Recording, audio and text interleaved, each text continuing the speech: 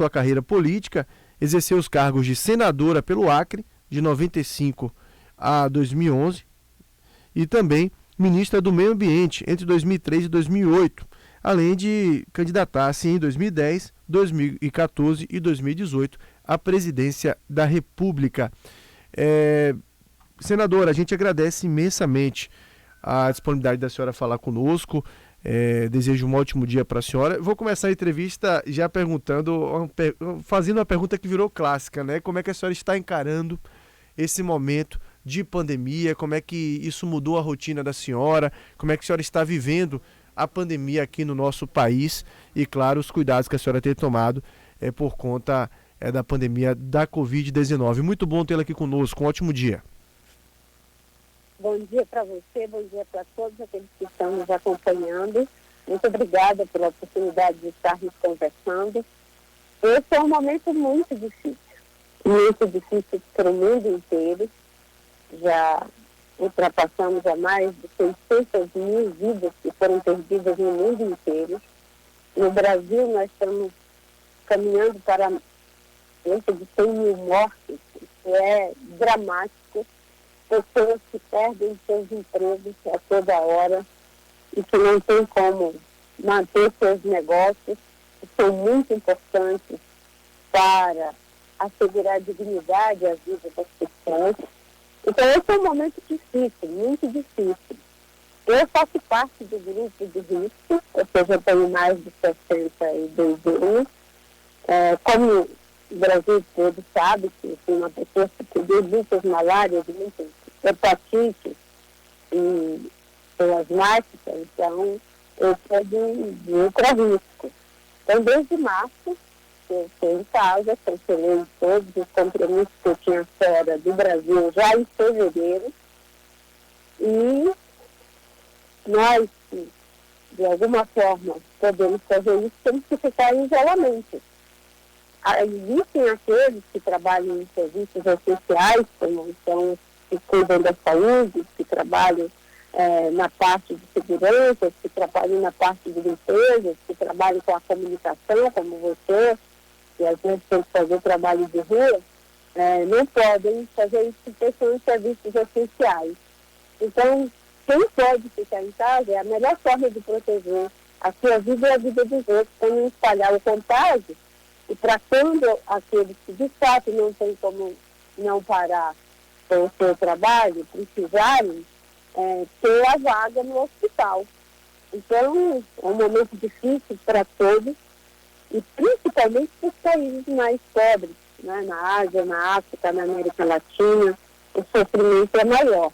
Por isso que nós lutamos muito no Congresso Nacional, os nossos parlamentares, nossa deputada Goiânia, nosso senador Randolfo Contarato, Flávio Arnes, junto com outros parceiros, pela renda básica emergencial. O governo tinha mandado uma proposta de 200 e poucos reais, e na discussão no Congresso Nacional, isso se elevou para os 600 reais, que é o que temos hoje. Mas não vamos esquecer que o projeto inicial que o governo mandou era algo em torno de 200 reais. O debate, a pressão da oposição foi que fez com que chegasse ao número que temos hoje. Isso é altamente necessário, isso é um direito das pessoas, porque o isolamento ele tem que ser financiado tanto para o cidadão quanto para os pequenos e médios empresários. É isso que está acontecendo no mundo inteiro. E aí se disser, não, mas isso é os países ricos. A Argentina fez isso, vários países aqui na América Latina tiveram que fazer isso. O Brasil tem que continuar fazendo. Bom, a gente, infelizmente, está em segundo lugar no ranking, número de casos de Covid-19, mortes também seguem crescendo a todo momento. Como é que a senhora avalia o enfrentamento direto à doença em si, à pandemia? Na opinião da senhora, o que é que difere o que o Brasil está fazendo de outros países que tiveram casos até antes do que a gente, mas conseguiram controlar mais rapidamente? O Brasil, sem sombra de dúvidas, junto com os Estados Unidos, os países que têm a pior condução da Covid-19. por uma razão. Tanto o presidente Trump quanto o presidente Bolsonaro, eles desconsideram a realidade. Uma doença que já está perto de ceifar, de eliminar 100 mil vidas, não pode ser comparado a uma gripezinha. Uma doença como essa, que a medicina no mundo inteiro ainda não sabe como tratar, não existe um remédio específico para tratar, não se pode sair vendendo fórmulas mágicas de que isso trata a doença. E nós somos talvez o único país do mundo que, no meio da pior crise sanitária, de saúde pública, não tem um ministro titular da saúde. Nós estamos há mais de 4 meses sem o ministro da saúde na pior pandemia desse século. Nós somos o país que não consegue nem gastar o dinheiro que está previsto para cuidar da saúde das pessoas. E ainda o presidente cria crise política, cria crise institucional, contra a briga com a imprensa. Você nota que quem faz a divulgação dos procedimentos, do que deve ser feito, de como as pessoas devem agir, é a imprensa. E faz isso por sua conta. Você não tem uma campanha de educação, de orientação sistemática, organizada por parte do governo. São coisas isoladas, esporádicas. O governo federal deveria trabalhar em parceria com os estados, com os municípios, esquecer a briga política eleitoral. Esse é o momento de juntar forças para combater aquilo que é muito mais forte do que essa coisa, a briga pelo poder. Mas não.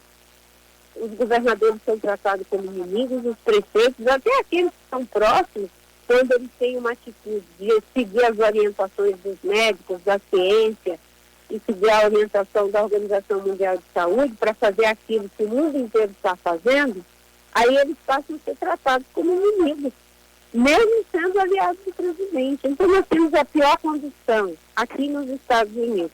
Não por acaso o presidente Trump vai perder as eleições, porque a população lá já está percebendo que ele foi o causador do agravamento da doença, porque subestimou a doença. E nós tivemos tempo, como você disse muito bem, não é? Os países que começou a doença, mas 2 meses depois, 3 meses depois, é que começou a se agravar aqui no Brasil. Então era para a gente ter se preparado. O ministro Mandetta até tentou fazer isso. Mas como ele tentou fazer, acabou sendo demitido. Bom, senadora, a senhora é muito ligada às questões ambientais. Eu queria saber da senhora como é que a senhora avalia o cenário atual aqui no Brasil, as políticas ambientais do governo Bolsonaro, como é que a senhora avalia o desempenho do ministro Ricardo Salles, como é que a senhora vê todo esse cenário atualmente aqui no país? Aqui no Brasil nós não temos uma política ambiental. Aqui no Brasil nós temos uma política antiambiental. Nós temos um ministro antiambientalista. É a primeira vez na história do Brasil que nós temos um ministro que ele é antiambientalista. Quando ele diz que era para passar a boiada, quando ele diz que é para flexibilizar as normas, para facilitar a vida daqueles que hoje estão destruindo, isso é a prova de que ele é antiambientalista. Quando ele cortou os orçamentos do IBAMA, do CNBio, do Ministério, quando persegue os funcionários porque estão cumprindo com suas obrigações legais, é a prova de que ele é antiambientalista. Então nós não temos uma política ambiental, nós temos uma política contrária à proteção do meio ambiente. Agora mesmo ele quer mudar, né, as metas do Brasil em relação à questão da redução do desmatamento, das queimadas, tudo isso. O Brasil, esse ano, já está tendo um aumento de desmatamento 28% acima daquilo que foi o ano passado, e o ano passado foi terrível. E olha que nós estamos no começo de agosto. Daqui para frente, as coisas vão ficar bem piores. O desmatamento já aconteceu. Agora vão vir as queimadas, né? E mesmo que eles consigam proibir as queimadas, você não vai ver a fumaça e o fogo, que deve ser proibido mesmo, eles deveriam trabalhar, não só decretar que está proibido, mas fiscalizar para que não queime. Não é? Mesmo assim, a floresta já foi derrubada, já foi destruída. Então, não temos uma política ambiental no Brasil. E hoje o Brasil paga um preço muito alto. Não é? Os investidores, nesse momento de crise, que a gente precisa de investimentos, de recursos para melhorar a economia, recuperar os empregos, os investidores estão dizendo que não vão investir no Brasil se continuar desrespeitando a vida dos índios, se continuar destruindo as florestas. E nós temos como evitar isso. Quando eu fui ministra, nós reduzimos o desmatamento graças ao plano de prevenção e controle do desmatamento, que fez com que o desmatamento caísse por 10 anos em 83%, em um cenário em que a economia crescia. Agora nós temos uma economia que está mais do que estagnada e o desmatamento aumenta de forma assustadora. As queimadas na Amazônia, no Pantanal, no Cerrado, é um descontrole geral. Por quê? Isso foi estimulado pela prática e pelo discurso do governo. Bom, senadora, a gente tem aqui uma pergunta enviada pelo Frei José Monteiro Sobrinho, ex-superintendente aqui desta emissora, que também é ambientalista. Ele gostaria de fazer uma pergunta para a senhora. Vamos ouvir. Bom dia, ex-ministra e senadora Marina da Silva. Um abraço. Lembro de um contato nosso através da professora Lucília e dos alunos do Colégio Santo Antônio em 2005, na Conferência Nacional de Meio Ambiente, quando lhe foi entregue um trabalho nosso sobre o rio Subaé, aqui em Feira de Santana, pedindo apoio para esta luta. Mas a minha pergunta, eu era crítico e continuo, à transposição do Rio São Francisco, sem a sua revitalização. O São Francisco, com as chuvas atuais, recebeu bom aporte de água, mas continuará morrendo sem a revitalização. A pergunta, a interligação entre o Rio Preto, na Bahia, e o Rio Tocantins, no Tocantins, não seria mais viável, econômico e sustentável a regularização hídrica do Rio São Francisco, tornando-o capaz, digamos assim, potencializando a transposição de suas águas? Se não me engano, nos inícios, a senhora também não era favorável à transposição. Bom dia, Frei José, é um prazer falar com o senhor. Bom dia a todos que nos acompanham mais uma vez. De fato, a transposição, ela, quando foi recebida a licença, depois de debates, de muitas audiências públicas, entre os estados da bacia doadora e da bacia recebedora, estava previsto um enfoque muito forte na revitalização do Rio São Francisco. E, aliás, essa revitalização deve ter um esforço do governo federal com os governos estaduais e são detentores dessa maravilha que ajuda a regar o semiárido brasileiro. Eu, quando, junto com a minha equipe, fizemos as audiências públicas, enquanto estive no governo, trabalhei pela revitalização. Infelizmente, depois que eu saí, o projeto de revitalização foi abandonado nos governos que continuaram, principalmente a partir do governo da ex-presidente Dilma, e o Ciro Gomes tinha saído também. Então, todo aquele trabalho, aquele compromisso, acabou sendo abandonado da revitalização do São Francisco e ficou só a transposição. É preciso que seja os dois trilhos, a revitalização, porque é assim que a gente vai manter o rio vivo. Não tem sentido que em vários municípios o esgoto seja jogado in natura dentro do rio, um processo de assoreamento do rio, todo esse processo de degradação do Rio São Francisco. Isso é um crime contra o meio ambiente e contra a vida das pessoas. Em relação a outros traçados sobre transposição, isso envolve estudos técnicos que precisam ser feitos com muita profundidade. Só para se ter uma ideia, essa história de transposição do Rio São Francisco é um projeto que vem sendo analisado desde o Império. Tem muitos estudos que foram feitos. Em relação a outras possibilidades, precisam ser vistas com estudos científicos e técnicos para ver a viabilidade não só do ponto de vista técnico, mas também do ponto de vista social, do ponto de vista ambiental. É assim que precisa ser feito. Agora, um projeto dessa magnitude, você não pode negligenciar alguns dos aspectos, não é? O aspecto social de que a transposição deveria alcançar os pequenos para projetos de assentamento, de agricultura familiar, e não só para os grandes projetos de irrigação. Deveria se fazer a transposição do Rio São Francisco, mas acompanhada do projeto de revitalização como uma condição básica. Isso foi abandonado. Enquanto eu fui ministra do Meio Ambiente, o Ciro estava no Ministério da Integração, me ajudou a reposicionar o projeto. Inicialmente, o projeto que foi apresentado, que o governo queria, era um projeto de retirada de 146 metros cúbicos por segundo, se não me foge a memória. Nós reduzimos isso para 26, acho que foi 26 metros cúbicos por segundo. Foram feitas uma série de mudanças para proteger o rio, mas na parte da revitalização, os recursos passaram a ser contingenciados, depois os programas foram abandonados, as parcerias com os estados e municípios foram abandonadas.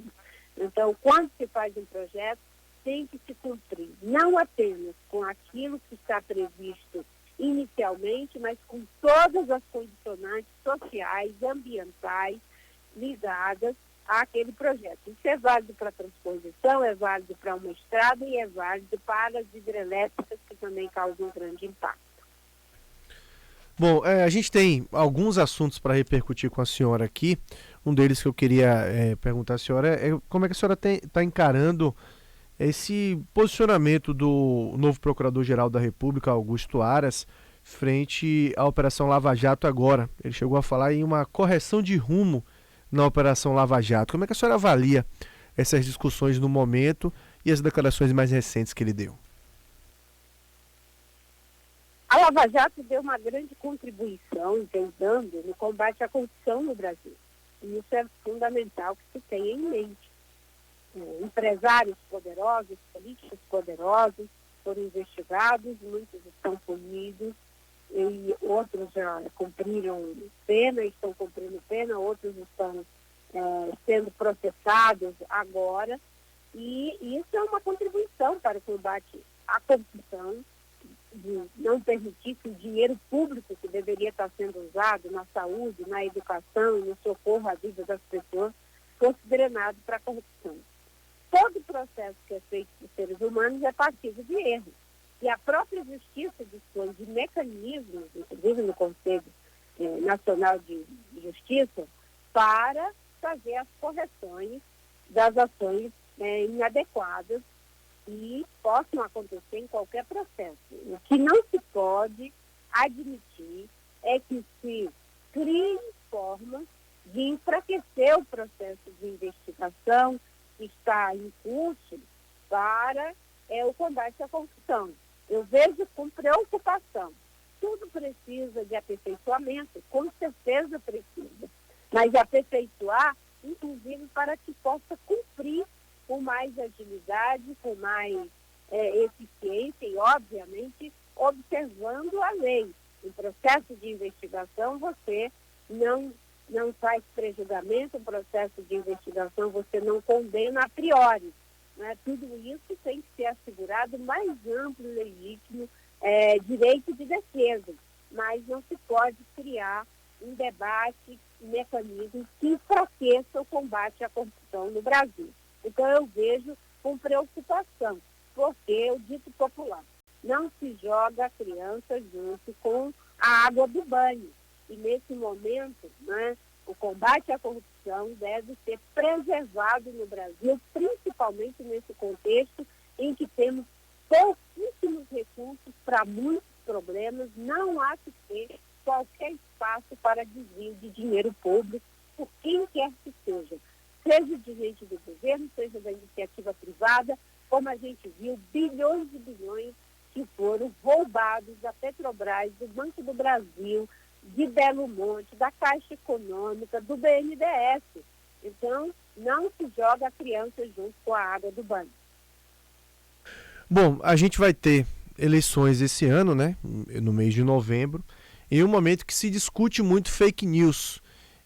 E uma eleição até diferente, porque devido à pandemia não se sabe até que ponto o corpo a corpo com o eleitor vai ser possível, né? É uma eleição que espera-se que as redes sociais, que a internet tenha um papel muito importante. Como é que a senhora vê essa situação, né? A gente discutindo tanto a questão da fake news em um momento que uma eleição deve ser muito...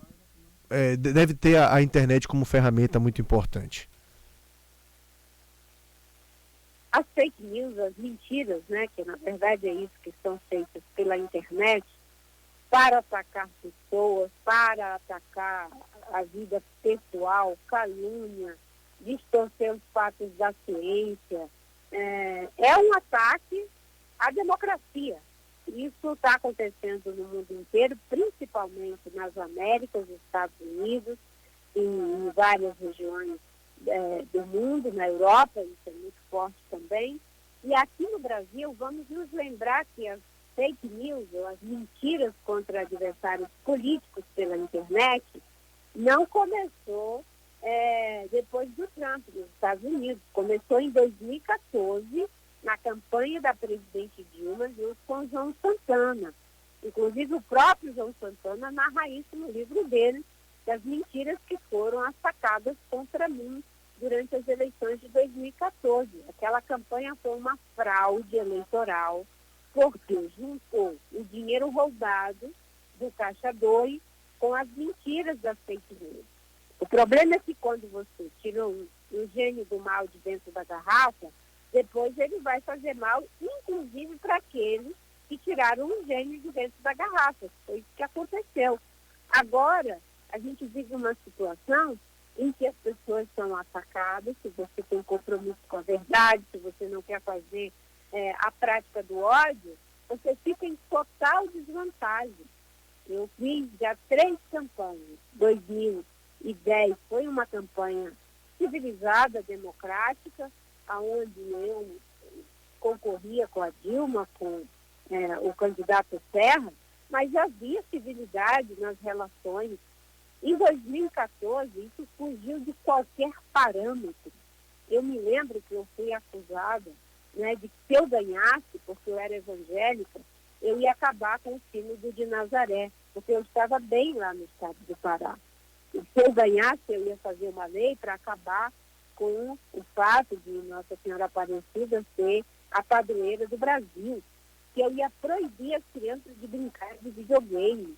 E era mentira por tudo quanto era lado, não é? De que eu ia acabar com o Bolsa Família, com Minha Casa Minha Vida, que era como se eu fosse uma exterminadora do futuro, que eu ia tomar o dinheiro do Bolsa Família para dar para os banqueiros, e tinha uma peça cinematográfica na televisão onde as pessoas apareciam, não é, pedindo esmola, não é? Aquelas pessoas que antes tinham seu trabalho, que estavam estudando nas universidades, de que eu ia tirar o dinheiro dos pobres para dar para o banqueiro. Ora, quem conhece a minha vida sabe que eu fui analfabeta até os 16 anos, que fiz o Mobral, supletivo de 2º grau, vivi lá no meio da mata, no regime de semi-escravidão. Só Deus sabe o que as pessoas que viviam da extração do lacre passavam, o compromisso histórico que eu tenho com a defesa da igualdade social, dos direitos humanos. Mas eu me vi no meio de um turbilhão de mentiras, que não tinha meios, não tinha recursos, não tinha como, não é, vencer aquilo tudo. Então, isso está aí, só se aprofundou, agora ganhou uma força exponencial, né? Mas acho que a gente tem que ter uma atitude diante das fake news. Eu sempre digo, é preferível sofrer injustiça do que praticar injustiça. eu tomei uma decisão, eu não vou usar os mesmos métodos, né? Porque se você não pode fazer nada, pelo menos não se iguale àqueles que estão usando de meios escuros, não é? Continue sendo íntegro diante de Deus, diante de você mesmo, diante daqueles que te conhecem. A gente só vai combater o ódio se a gente tiver uma cultura de paz, de respeito.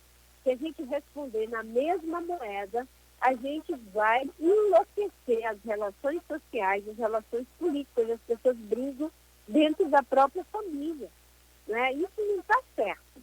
Então a gente debate política, a gente debate religião, mas cada um, né, tem a sua ideia e vamos respeitar a ideia do outro, não precisa ficar mentindo, caluniando, não é? Porque a forma como você ganha vai determinar a forma que você vai governar. Se você ganhar roubando, vai governar roubando, se ganhar agredindo, vai governar agredindo. Então isso é válido nas eleições municipais. Eu posso ter diferenças políticas com pessoas, mas tem um tratamento de respeito. Não é porque eu não sou do partido do prefeito de Salvador que eu vou tratar com mentira e calúnia. Não é porque eu hoje não sou mais do PT que eu vou fazer calúnia com o senador Jacques Wagner. A vida tem que ter parâmetros e valores que não podem ser mudados em função dos interesses de ocasião. Estamos conversando com a ex-senadora e ex-ministra do Meio Ambiente, Marina Silva.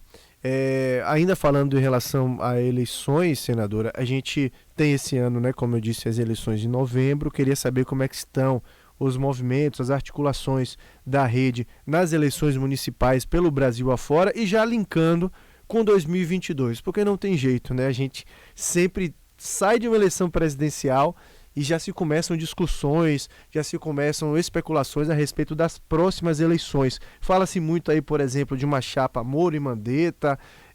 Como é que são as articulações da esquerda nesse sentido também? Enfim, onde se fala também que a senhora estaria bastante próxima do ex-senador Ciro Gomes. Como é que estão as articulações para as duas eleições e como é que a senhora vê o cenário para as duas também? Como você disse, essas eleições agora vão ser muito atípicas e provavelmente não vai poder fazer corpo a corpo. A melhor forma de se proteger é não fazendo aglomeração, né? Porque você não pode ganhar uma eleição e perder a vida das pessoas ou até mesmo a sua própria vida. O melhor remédio para a Covid-19 é evitar a aglomeração. Então, vamos ter que usar os meios de comunicação, a internet e sem fake news, falando a verdade.